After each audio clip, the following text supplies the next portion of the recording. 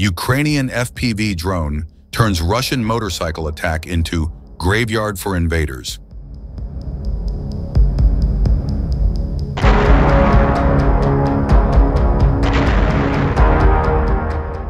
Russian forces suffered heavy losses while trying to cut off Ukrainian supply lines towards Kurakhove by advancing on motorcycles and quad bikes, which were destroyed by Ukrainian drone attacks and minefields.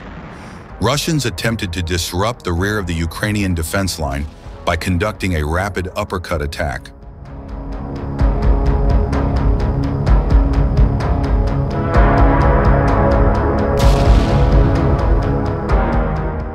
As it turned out, the Ukrainians were already expecting it, annihilating the Russian vanguard and leaving hundreds of dead Russians in the fields. In their continued push through the southwestern sector of Donetsk Oblast, Russian forces launched yet another costly and futile operation, this time aimed at capturing the village of Bahatyr.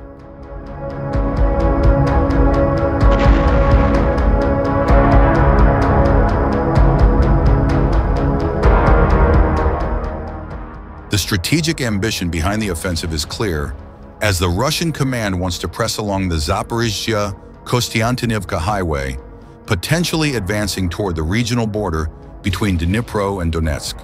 This objective offers no real operational or strategic value, but is driven by symbolic value and territorial optics, seizing more land to claim informational victories and extending the buffer zone around Donetsk city.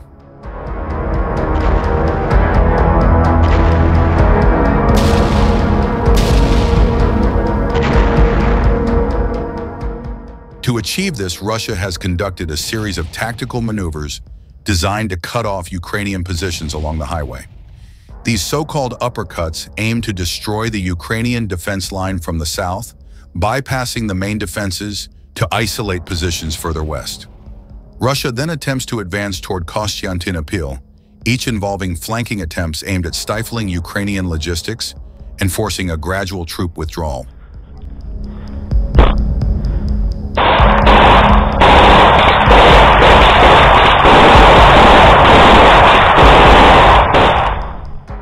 Bahatyr became the latest focal point in this creeping assault.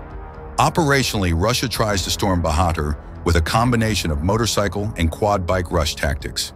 These rapid assaults target the village's flanks and field roads, with the intent to infiltrate residential areas, occupy basements, and build up numbers to contest control.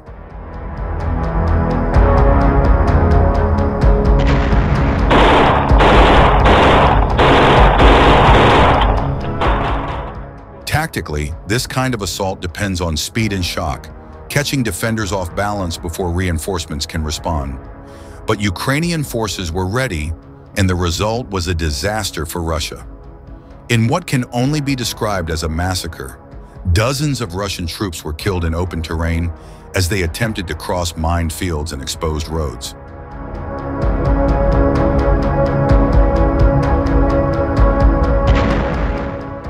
Ukrainian kamikaze drones struck with devastating precision, obliterating motorcycle teams mid-advance. Minefields tore through columns of bikes and quads. Grenades dropped by drones finished what remained. Russian corpses and wreckage littered the approaches to the village, turning the attempted assault into a bloodbath. The attack failed to even reach its staging objectives, and most of the force was annihilated before reaching shelter. Some Russian soldiers did manage to infiltrate parts of Bahatyr during night movements or under the cover of fire. When this happened, Ukrainian special forces launched immediate clearing operations.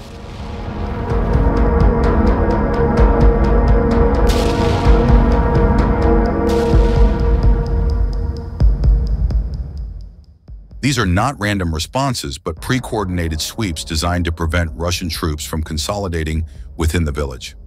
Ukrainian tactics here focus on denying the enemy the time or space to build up critical mass inside the settlement. If left unchecked, even small Russian infiltration units could become a foothold capable of drawing more forces and exerting rear pressure on Ukrainian lines to the north.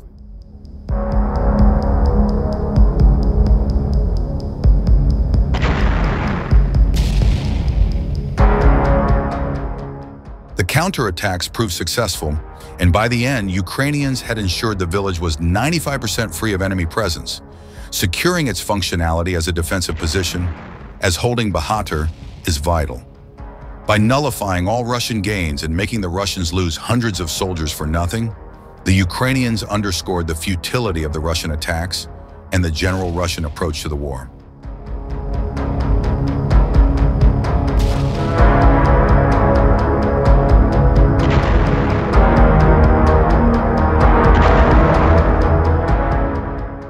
Russia's rash attack on Bahatyr would only result in losses. If they had captured the area, Russia would have had a launching pad to weaken Konstantinople's defenses and force Ukrainian units to retreat, not because of immediate defeat, but because of severed supply lines and the looming threat of encirclement. However, for Ukraine, the successful defense and countermeasures demonstrated how discipline, coordination, and the intelligent use of weapons such as drones and mines can turn even vulnerable frontline villages into fortresses and graves for invaders.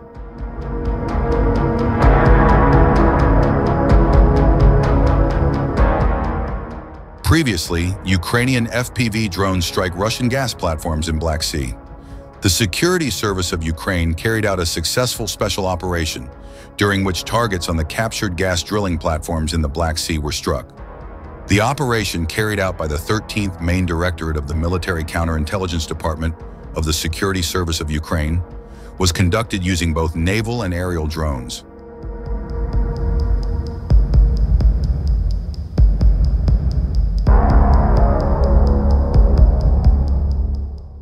First, a drone was used to strike enemy targets, having successfully destroyed the Neva radar, which was used by Russian forces to monitor the air and surface situation. The radar operates in the K-band and can function both autonomously and in conjunction with other sensors at the observation point. The antenna is 2.5 meters long.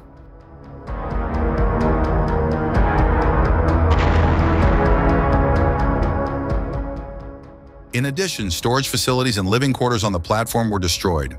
It should be noted that FPV-type naval drones were most likely used in this attack. Currently, the Ukrainian Defense Forces have a significant advantage in the Black Sea due to the active use of naval drones, which are used for both reconnaissance and as kamikaze drones, or naval drones for air defense.